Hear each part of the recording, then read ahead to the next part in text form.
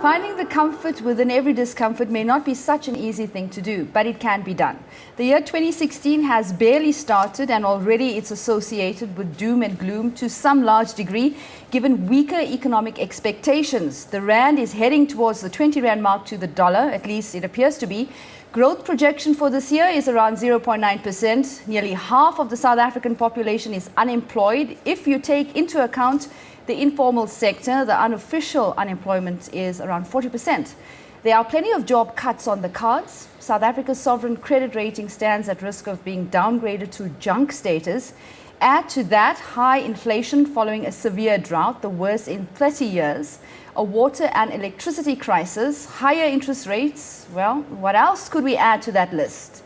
We will stop there and bring on Dr. John Demartini to share with us how to find the comfort within every discomfort. Welcome back to Johannesburg. Great to have you with us, Dr. Demartini. Are you having a good year? I'm having a great year. Yes. Well, I don't believe it's really about what goes on the outside. It's how you perceive it, what you decide to do with it, and how you act upon it. We have control over our perceptions, our decisions, and our actions. We don't have control over that environment necessarily, but we have control over how we perceive that environment, what we decide to do with that environment, and how we act upon that. And that's what we can always change our attitude. William James said that the father of modern psychology said that the greatest discovery of his generation is human beings can alter their lives by altering their perceptions and attitudes of mind.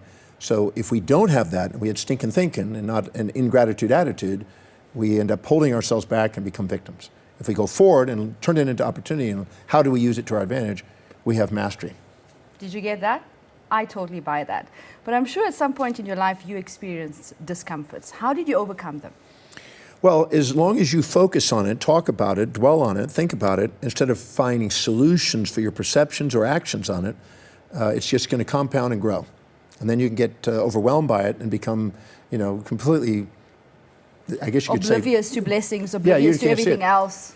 But instead of waiting a day, a week, a month, a year, or 5 years later to look back at something and say, oh, now I see the blessings in that, why not have the wisdom of the ages without the aging process by looking now for how you can use that experience to your advantage. Mm-hmm. If all of a sudden the markets are down, that means that people are going to probably move what they're purchasing over to different things. Maybe they're trying to save money, they're going to be buying cheaper products. So that means that industry is going to go up. There's never a down part without something else going up. So if you're focusing on only this one area that's there and you're not adapting to change, then you're going to end up being bit. But if you go and find out where people are now moving and what they're now buying and now what they were doing, there's always something that's zooming when there's something that's glooming. There's always something the other side. I suppose one has to be consistent when it comes to managing finances and managing one's wealth, so to speak, because when you hit a slump, then you don't have a savings. You don't have any kind of leverage. Well, if you're speculating and gambling with your money instead of saving it and building a cushion and then investing it wisely on things that really serve people, that will serve people through ups and downs, you're probably going to run into these volatilities. But if you actually have the cash and reserve, then when it is down, that's the time to be buying great opportunities and deals. Mm-hmm. When the market's down, that's the time to be buying. When most people are trying to cut corners, that's the time to be buying because you're buying deals. When it's up, that's when it's sometimes wise to sell or to hold and build up cash. So many people, when it's up, they tend to live beyond their means and they don't realize that that's above the average. And then when it goes below the average, then you end up crisis. So it's really not so much what goes on the outside, it's what you're leading up to, how you're managing it, how you're perceiving it. And if you use it to your advantage, then every up and down, you can be used wisely. A person who knows how to manage money and wisely manage money, it doesn't matter what the market does. They use it to their advantage. Sure. In South Africa, authorities are trying to inculcate a culture of savings. But the reality is, and however embarrassing this may be, South Africans in general, broadly speaking, do not know how to save. Well, if you don't save your money to later invest your money, you'll work your whole life for money, and you've made yourself a slave. But if you begin to save your money, not only do you end up having money start to work for you and you become its master, but you end up having less volatilities in your business. You attract different people. I always jokingly say, if you have 10 rand saved, you hang out with 10 heirs. You have 100 rand saved, you hang out with 100 heirs. You have 1,000 rand, you hang out with 1,000 heirs. 1,000,000 rand saved, you get to hang out with millionaires. 1 billion rand saved, you get to hang out with billionaires. As you accumulate wealth, you get the associations you have with new ideas, new opportunities, better interest rate growth. There's lots of benefits. So it's not just the compound interest you get from saving, it's the compound growth of all areas of your life that compound. So it's wise to be able to save. And there's never really a risk in saving. The worst thing can happen if you save, if you can always get that money and pay your bills with it. But if you don't do it, you're always on the edge and you're constantly desperate.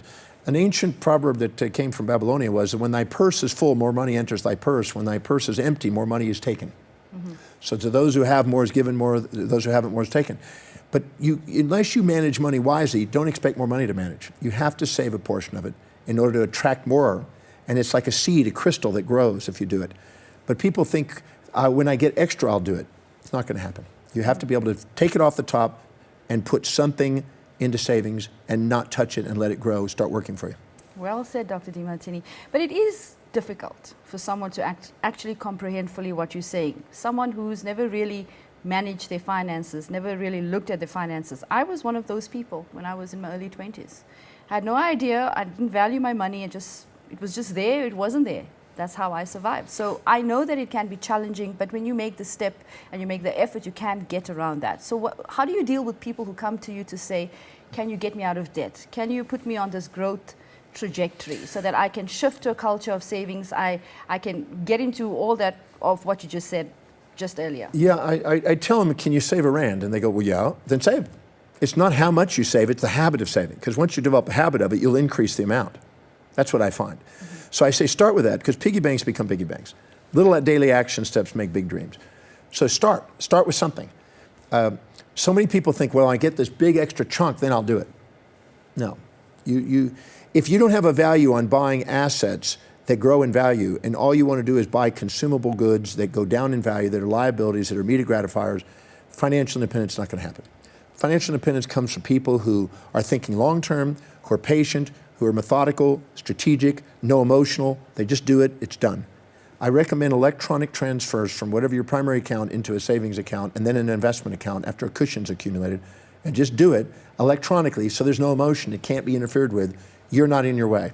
Because most people block their wealth because they get in their way because they don't put a strategy that automatically forces it into savings and investments. Mm-hmm. The common question is, how do I save if I can't keep up with the cost of living? Well, what's interesting is the reason why you're not doing it is because you're probably not prioritizing what you're spending. And you probably think you need certain things that you really don't. And what happens is when you actually start a savings, more opportunities in business and promotion start showing up, because when you value, the world around you begins to value you. And when you invest in you, other people begin to invest in you. But until you do, you're always going to sit there on empty.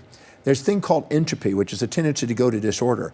Whoever doesn't put order and organization and really value wealth building, automatically will have erosion and entropy and disorder come around their finances, and it's always taken away further. So you just have to automatically do it. And again, it's not how much, it's a simple starting point. I know somebody that started with $5, 5 simple dollars. In this case, it could be 5 rand. And they started from that. And they worked it up, and 2 years later, they were at $100. 2 years later, they were at $500. 2 years later, they were over $1,000. 2 years later, they were sitting at $3,000. It just kept increasing because they developed the habit, and then they realized I didn't miss it. I attracted new opportunities and business things, and I got focused on serving people. The only time there's a shortage of money when there's a shortage of caring about other people and serving them. If you really care about it and go out of your way to find some need that people have, there's always an income. And if you're willing to do extra service, you got extra income.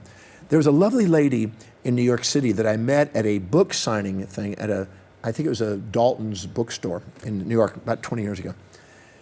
She was an African lady living in America that never made more than $2.50 a day. That was the most income she ever made. She was no education. She had 4 kids. She raised 4 kids. They went on, and most of them went on to school and went well. But she did 2 jobs, worked 16 hours a day. One job was purely for the family. The next job was purely for savings. She was now in her 80s, and she saved $10 million. She saved it, learned how to invest it, got with people that knew how to manage it, accumulated $10 million in her 80s, never made more than $2.50. So it's not how much you make, it's how you manage what you make. And it's not how much you start with when you're saving, it's the habit of starting. And if you have to start with just a rand, start with a rand and build it. Because you may think, well, that's not enough to even start. Just start simple and then make a habit of it, never touch it. Don't just buy things for immediate gratification. Think long term so your money can work for you. And having said that, you also work with CEOs and entrepreneurs and advise them when it comes to wealth management. What are their challenges? I'm sure they also have challenges around managing finances, Yeah, maintaining their wealth. Maintaining, there's lots of them. We could probably do a couple weeks on that one. Maintaining and keeping people engaged at work and inspired at work, making sure that they're keeping up with priorities, making sure that they're keeping current with the needs of the market, which is moving and changing at all times. Making sure that they're not thinking they're successful, which makes them slack and get off track. Making sure that they're not getting cocky and starting to think it's all about them and forget their focus on the people that are making it possible. Making sure that they're saving a cushion in the company for downturns, because when it's up, it seems easier. When it's down, there's challenges, and you need to know that you have the cash for it, so take advantage of opportunities. Sometimes you can expand the market when you have the capital. Some of the best companies in the world have at least 50 to 100% of their entire gross income in cash reserves. When you think about it, Microsoft carries 1 year's worth of total income to the business in cash. Billions of dollars, literally billions of dollars. There's $160 billion this last summer, $160 billion in Apple. Cash. So they can take advantage of it. So that means that really doesn't matter what goes on out there. They've reserved cash. And some people want to go out and speculate and spend their money in lifestyle. The majority of people actually, when they think about being financially independent and wealthy, they don't think about saving and investing money. They think about that lifestyle they can spend. That's never going to get them wealthy. Spending it on consumables and depreciables and living vicariously through other people's brand instead of building your own brand of service is the way you actually go backwards, not forward. But the lifestyle could inspire change. Well, it's the lifestyle it does, but you'll get the lifestyle if you save and let it grow. And if you raise your lifestyle without raising your savings and taxes equal amounts, you'll never be financially independent. And you'll be working your whole life for a lifestyle, which when you're in your 70s, you might have difficulty working. But if you save, eventually it'll build you that lifestyle incrementally, and you eventually have that the rest of your life. So if you give a focus on a long-term objective, you're going to do farther financially than if you go and just quick fix all the time. During economic slumps, Dr. Demartini, we often have life coaches, business coaches like yourself come out saying, this is the best time to start a business. And you think, wow, really? How do we do that? Well, in a forest, when a tree falls, there's now sunlight, and a whole bunch of grasses and herbs and bushes start to emerge. They're the little entrepreneurs starting to someday be one of those big trees. That is the time when there's firing and there's laying offs and entrenchments and there's breaking big companies down, which you see. That's when the entrepreneur, because when challenge hits, you get innovative, creative, and genius. When it's comfortable, you start slacking, you don't innovate. So you need those downtimes to create new and innovative products. And a country that has downtimes, that's when the innovation goes up. Sure, but why wait for the downtimes? Let's be innovative anytime. A wise person is a little contrarian. When it's up, they're already thinking the downtimes and preparing, and they're saving the cash to use for investment purpose to create new ideas. When there are downtimes, they're in motion. But if they save the cash during downtimes, they produce, and they get the greatest results. So I'm a firm believer in keeping cash at least 3 to 6 months worth of liquid cash. If you can do a year, that's even better, to make sure. And the people that say I can't afford it, I've yet to find somebody that have come to one of my seminars that I haven't initiated that and got them structured and put it electronically that didn't say thank you. And a year later and 5 years later, they go, it changed my life because I started to save. So don't wait till you think you can do it, just do it. And watch what happens to your life. Just take control, just do it. I have so many cases, I have thousands of students around the world that just did it. I've just said, go do it, don't argue, quit talking about it, just go do it. Start a savings program. A year later, 5 years later, 10 years later, they're standing up and they're saying, I can't believe the difference in my life because I valued me and I valued the process of managing money wisely. Because the people that do, money circulates through the economy from those who value it least to those who value it most. And it automatically goes to those who have the least order and organization around it to those that have the most. So if you organize your life and structure your life that way, you'll end up with the cash. And you can do more service. And you don't want to just accumulate wealth for the sake of a lifestyle. Absolutely. No, you want to accumulate wealth for a number of reasons, but one of which is then you don't go to work because you have to, you go to work because you love to. And that changes the entire service, the energy, the creativity, and the service you provide the world. And people are more drawn to that, so it compounds and you draw even more business to you. Absolutely. Raise the bar just a little on lifestyle. Well, I always say never raise your lifestyle unless you're willing to raise your savings and taxes equal amounts. That keeps it budgeted, and it makes So sure you cost it in. cost it in. But you don't raise it unless you're willing to do those two, because if you raise that and you don't do those two, you're moving away from financial independence. You do it incrementally, methodically, strategically, and each year you get to raise it a little bit more, and each year you get more savings, and you have to think long term.